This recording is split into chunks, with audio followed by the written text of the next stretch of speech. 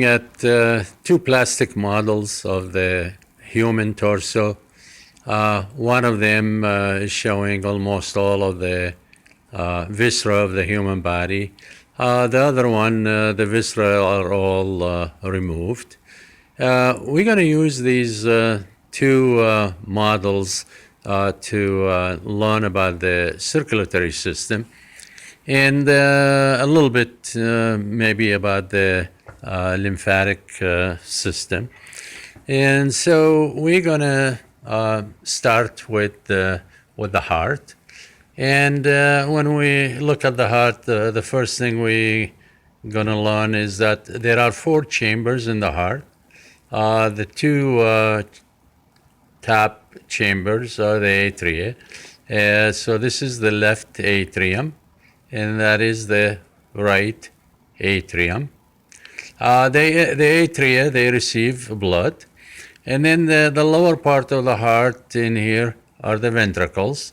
So this is the left ventricle, and this is the right ventricle. The ventricle are muscular.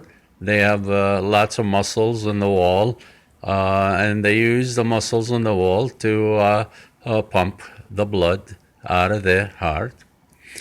If we look at the model for the heart, we also see two of the major coronary blood vessels. So we see the right coronary artery, and we also see the left coronary artery and the branches of both, the right coronary artery and the branches of the left coronary artery.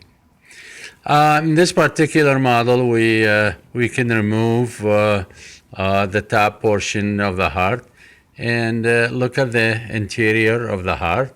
And when we do that, we notice the two major valves between the atria and the ventricles. This one on the left side of the heart between the left atrium and the left ventricle, that's the mitral valve or the bicuspid valve.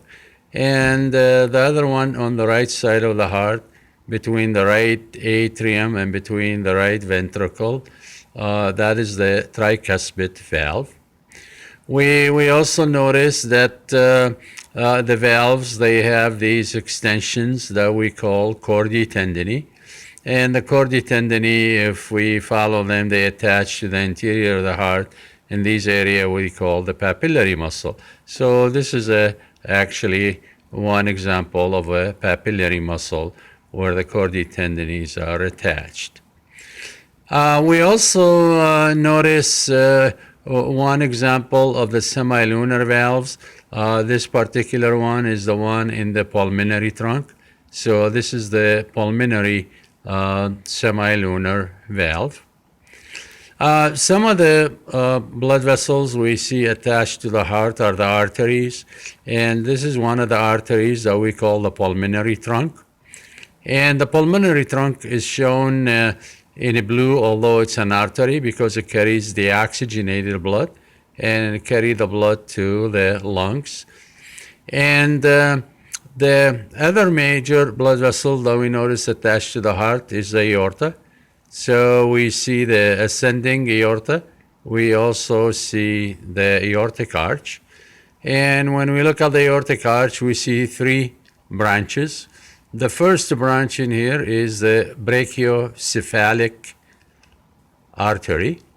And if we follow the brachiocephalic artery, we notice it will give one branch that will go to the right arm, and the other branch that will go on the right side of the neck. That's the right common carotid artery. The second branch of the aortic arch is the left common carotid, which goes on the left side of the neck. And then the third branch, which is not very well visible in this model, is the one that will go to the left arm, and that's the left subclavian artery.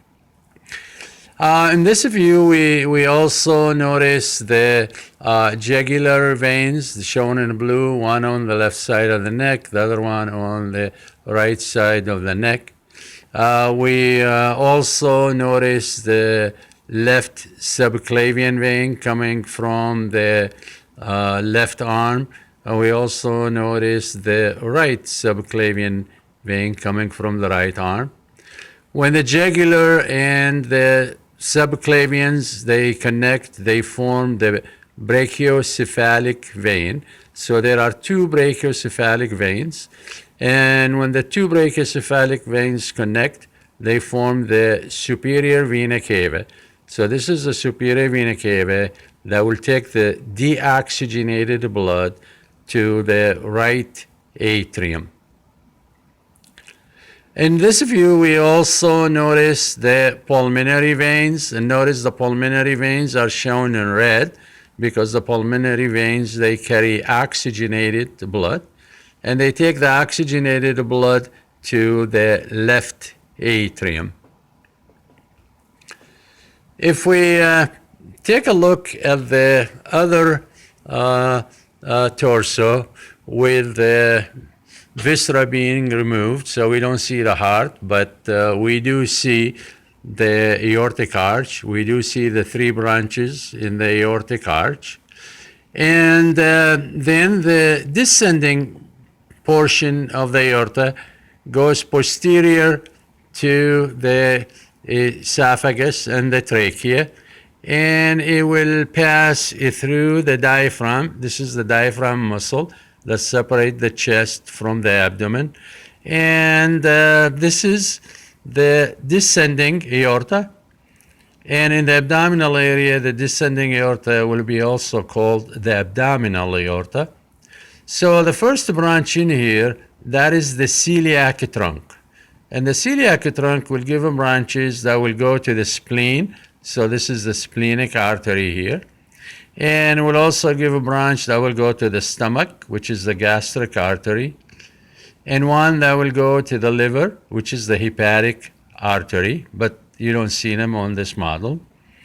Then if we go down the abdominal aorta, the second branch is the superior mesenteric artery, and the superior mesenteric artery supply blood to the intestine. And then we also notice blood vessels that will go to the kidney, and that is the renal artery. This one is on the right side. It's going to the right kidney. The other one goes to the left kidney. And as we go down the abdominal aorta, we see also the gonadal arteries that will go to the gonads, depending on the sex of the individual. And then below that, we have another branch of the abdominal aorta that is called the inferior mesenteric artery that will supply mostly the large intestine with the blood. Then when the aorta gets into the pelvic area, it will branch into two branches. These are known as the common iliac arteries. This one is the right common iliac, and this other one is the left common iliac artery. The common iliac arteries will branch, and one branch will go into the interior portion of the pelvic cavity. That is the internal iliac artery, and the other one will extend toward the leg or the thigh. And that's the external iliac artery. And then when it goes into the thigh area, it will be called the femoral artery. So we're looking at the superior portion or the top portion of the thigh in here. And we notice these white branches. These represent lymphatic vessels. And we also notice some of the lymph nodes. These are the lymph nodes in the inguinal area. So we looked at some of the main branches of the blood vessels in the upper part of the body and also in the lower part of the body. And we also looked at some of the components of the lymphatic system. In this particular model here, we also see that they show the lymphatic vessels in white color, and they show the lymph nodes in green color. Again, these are the inguinal lymph nodes. And then the other part we can see that's part of the lymphatic system shown in here is the spleen. So this is basically the spleen, which is part of the lymphatic system. So this is a brief review of the blood vessels on the human torso and the circulatory system.